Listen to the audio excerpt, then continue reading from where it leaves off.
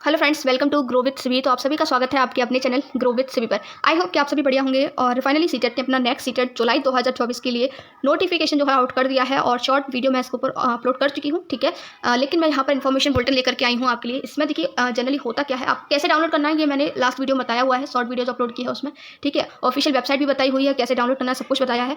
फिर भी आप अगर इसको रीड करना चाहते हैं तो मैंने टेलीग्राम चैनल पर अपलोड कर दिया है। बाकी मैं ये कहूँगी अगर आप इस वीडियो को देखते हैं तो इसको आपको रीड करने की जरूरत नहीं है, क्योंकि इन्फॉर्मेशन बुलेटिन में जनरली होता क्या है, आपका एग्जाम पैटर्न रहता है, एलिजिबिलिटी रहती है, ठीक है। आपका सीटेट से रिलेटेड सारी इन्फॉर्मेशन यहाँ पर दे रखी होती है। आप फॉर्म अप्लाई करने के लिए एलिजिबल है नहीं है, एग्जाम पैटर्न क्या है, नेगेटिव मार्किंग है नहीं है, फॉर्म फी क्या है, एग्जाम सेंटर, सब कुछ यहाँ पर दे रखा होता है। तो छोटी सी वीडियो में मैं सब कुछ आपका यहाँ पर कवर कर दूंगी, ठीक है। चैनल पर नए हो चैनल को सब्सक्राइब कर लेना, और एक रिक्वेस्ट करूँगी, वीडियो अच्छी लगती है तो प्लीज़ वीडियो को लाइक कर देना, और जो भी फ्रेंड्स हैं आपके उनके साथ वीडियो को शेयर कर देना। तो चलिए डिले ना करते हुए वीडियो को स्टार्ट करते हैं। सबसे पहले यहाँ पर लिखा हुआ है ड्यूरेशन ऑफ ऑनलाइन एप्लीकेशन, यानी कि जो आपके एप्लीकेशन है फॉर्म सीटेट के कब से फिल होना स्टार्ट हुए हैं, आज से स्टार्ट है, ठीक है। और 2 अप्रैल इसकी लास्ट डेट है, ठीक है। मेरा सजेशन रहेगा फॉर्म फिलअप जो है करना, आप ज़्यादा डिले ना करें। 2-3 दिन के बाद जो है आप अपना फॉर्म फिल कर देना, लास्ट डेट के लिए मत बैठना, ठीक है।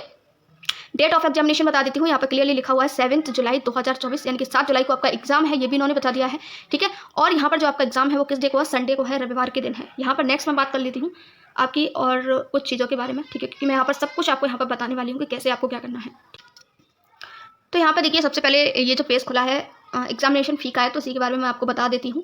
यहाँ पर कैटेगरी लिखी हुई है जनरल ओबीसी, ठीक है। तो अगर आप ओनली पेपर 1 और 2, यानी कि अगर आप किसी एक पेपर का फॉर्म फिल करते हैं, मान लीजिए आप सिर्फ पेपर 1 के लिए अप्लाई करते हैं तो आपको 1000 रुपये देने होंगे, या फिर सिर्फ आप पेपर 2 के लिए करते हैं, पेपर 1 के लिए नहीं करते हैं तो 1000 रुपये देने होंगे, यानी किसी एक पेपर के लिए करते हैं तो 1000, दोनों पेपर के लिए फॉर्म अप्लाई करते हैं तो 1200 रुपये, ठीक है। SC ST और जो डिफरेंशिएबल्ड पर्सन होते हैं उनके लिए 500 रुपये हैं, ओनली पेपर 1 और पेपर 2, यानी कि एक पेपर के लिए 500। अगर दोनों फॉर्म का फिल करते हैं तो उनके 600 रुपये जो है उनको पेमेंट करना होगा, ठीक है। ये क्या है, फॉर्म की फीस है, ठीक है। मोड ऑफ पेमेंट क्या रहेगा, तो ये आपका रहेगा बाय ऑनलाइन मोड पेमेंट, ठीक है।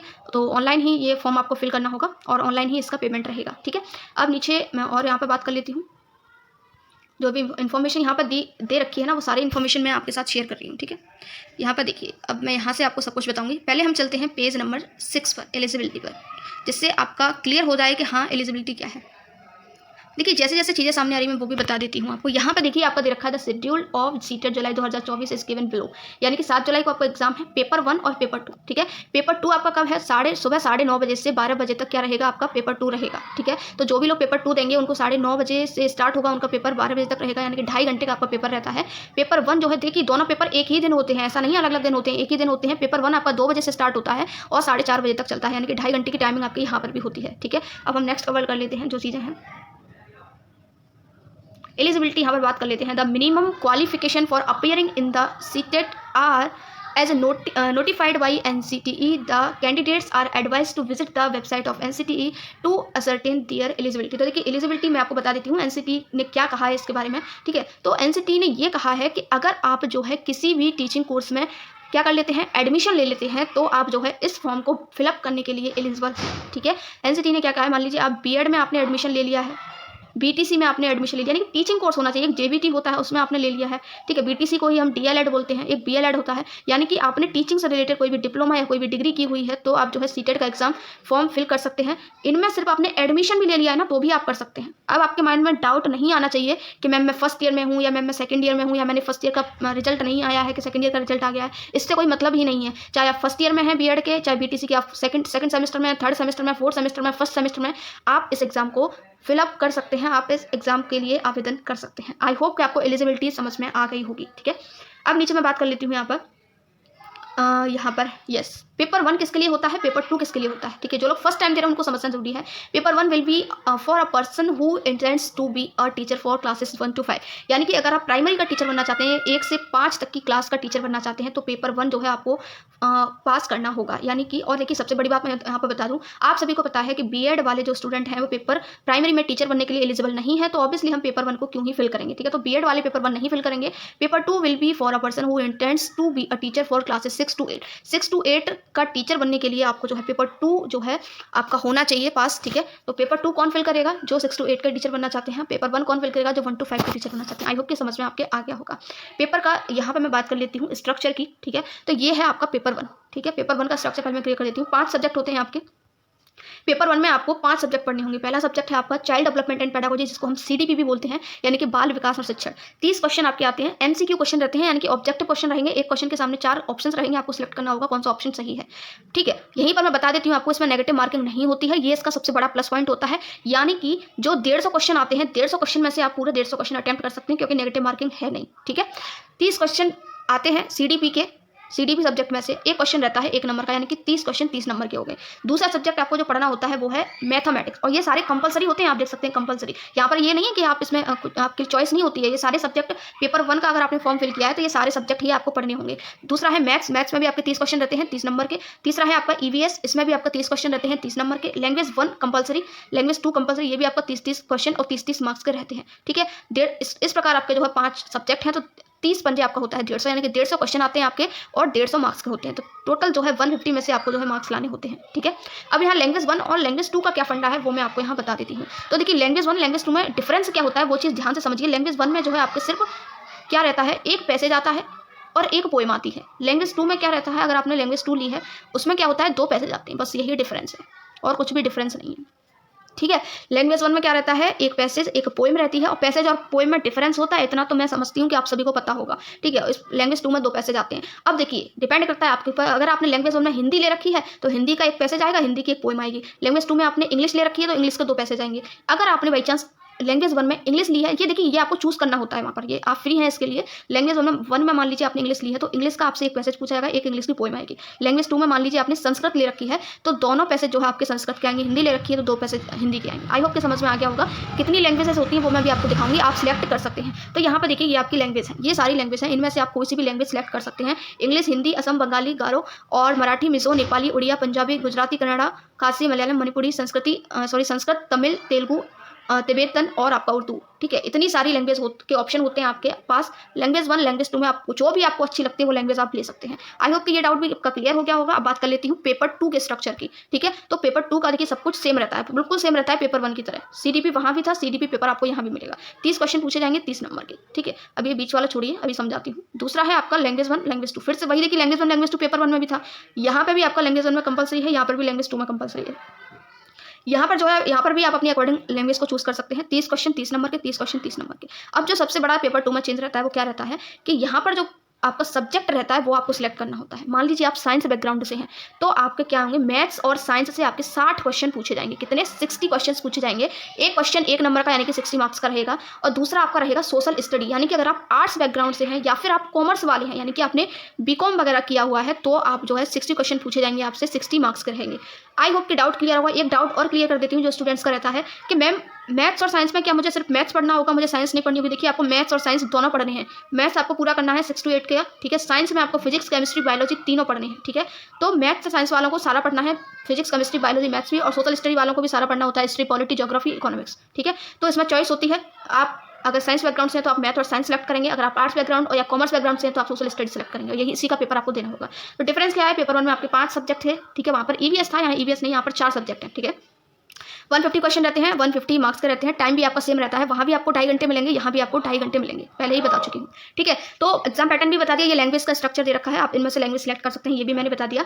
अब यहाँ पे बात कर लेती हूँ नेगेटिव मार्किंग। देखिए आपका है नहीं, एलिजिबिलिटी मैंने आपको बता दिया। अब जो भी है वो मैं आपको और बता देती हूँ। यहाँ पर जो भी लिखा होगा, एक सेकेंड, यहाँ पर देखिए, यहाँ पर क्या लिखा हुआ है, पर्सन हु स्कोर्स 60% और more in the TET exam will be considered as TET pass. यानी कि अगर आपका 60% आया है तो आप क्या है, इस एग्जाम को क्वालिफाई कर जाएंगे। यानी कि पासिंग मार्क्स मैं आपको बता देती हूँ कि आपके कितने मार्क्स आने चाहिए जिससे आप जो इस एग्जाम को क्वालिफाई कर जाएंगे। तो देखिए अगर आप जनरल कैटेगरी से है ना तो आपके जो है 90 मार्क्स आने चाहिए 150 में से।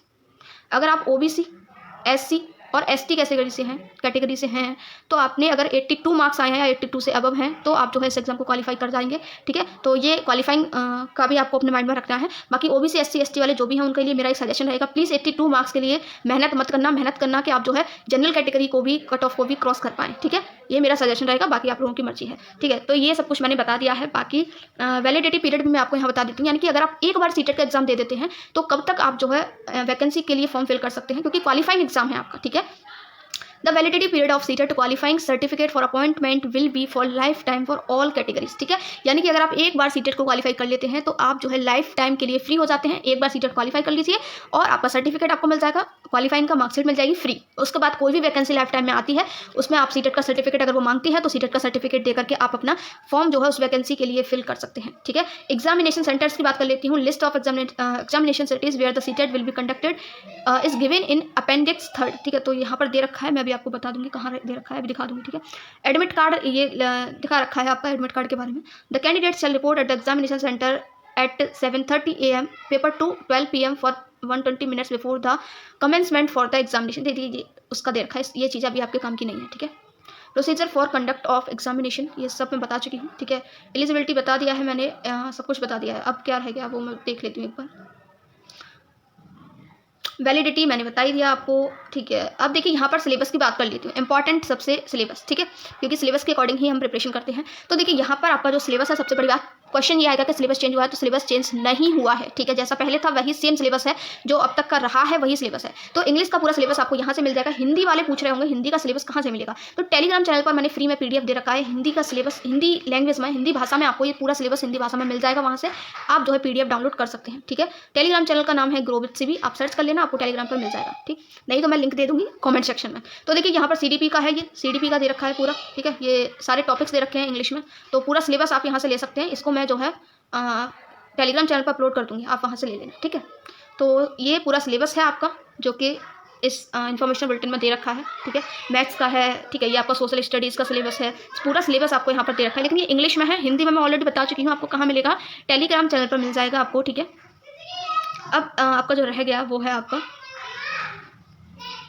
प्लीज़ ये जो बैकग्राउंड में नॉइस आ रही है ना, प्लीज़ इसको अवॉइड करना, ठीक है। अब यहाँ पे देखिए आपका जो एग्जाम है ऑफलाइन होगा ऑनलाइन होगा, मैं आपको बता देती हूँ। तो आपका जो एग्जाम है वो ऑफलाइन होने वाला है। कैसा होगा? ऑफलाइन, यानी कि आपको क्या मिलेगा, OMR सीट मिलेगी। कैसी मिलेगी? OMR सीट मिलेगी। कोड मिलेंगे आपको लाइक ABCD इस टाइप के, ठीक है। ये आप एग्जाम्पल है, अलग अलग कोड रहेंगे, ठीक है। OMR शीट आपको भरनी होगी, गोले फिल करने होंगे, ठीक है। तो आपको बता दिया मैंने आपको क्या करना है। देखिए यहाँ पर पेन के बारे में भी इंस्ट्रक्शन दे रखे हैं आपको। बॉल पॉइंट जो है पेन यूज़ करना है, only will be filled up as follows, ठीक है। तो सब कुछ आई थिंक मैंने बता दिया है। एग्जामिनेशन सिटी की और बात कर लेती हूँ यहाँ पर सेंटर की, ठीक है। तो ये एक सेकेंड, ये है आपका सेंटर। ये देखिए यहाँ पर आपका दे रखा है स्टेट, ये आपका सिटी। एक सेकेंड, ये आपका स्टेट दे रखा है, ये आपका सिटी दे रखा है, ठीक है। तो स्टेट वाइज आप सिटी चेक कर सकते हैं कि आपके स्टेट में कौन कौन से सिटी में सेंटर जा सकता है। यहाँ से आप चेक कर सकते हैं। मैं आपको यूपी का दिखा देती हूँ एक बार। तो यूपी में आप देख सकते हैं कहाँ कहाँ पर सेंटर जाएगा। तो सबसे पहले तो देखिए आपका आगरा है, आगरा सिटी मिल जाएगी अगर आप यूपी से। अलीगढ़ है, अम्बेडकर नगर है, अयोध्या है, बरेली है, बिजनौर है, ठीक है। इटावा है, गाजियाबाद है, गोंडा है, गोरखपुर है, ठीक है, मेरठ है। तो ये सभी यूपी के हैं। बाकी आप अपना स्टेट चेक कर लेना, ये सिटीज़ चेक कर लेना। मेरा सजेशन रहेगा अगर आप देखिए अपने घर के पास जो है सेंटर चाहते हैं तो जल्दी फॉर्म फिल कर देना, आपको अपने घर के पास सेंटर मिल जाएगा, होम सेंटर आपको मिल जाएगा, ठीक है। जैसे कि यूपी वालों का आगरा ही सबसे पास पड़ेगा तो वो उनके लिए सबसे बेटर रहेगा। तो ये थी सारी इन्फॉर्मेशन। आप जो है सीटेट की ऑफिशियल वेबसाइट पर जाकर जो है ऑनलाइन फॉर्म फिल कर सकते हैं। यहाँ पर पूरा स्टेप मेथड लिखे हुए हैं। आपको log on to the CTET official website, go to the link apply online पर क्लिक करना है। आपको पूरे स्टेप्स यहाँ पर दे रखा है, रजिस्ट्रेशन नंबर, एप्लीकेशन नंबर डालना है आपको, ठीक है। तो ये सब आप जो है कैफे वाले से फिल करवा लेना और खुद कर सकते हैं, तो खुद बहुत ही अच्छी बात है। Thank you so much for watching this video. कोई भी डाउट हो आपका तो आप नीचे कमेंट सेक्शन में कमेंट कर सकते हैं। मिलते हैं न्यू वीडियो में न्यू टॉपिक के साथ। Till then have a nice day.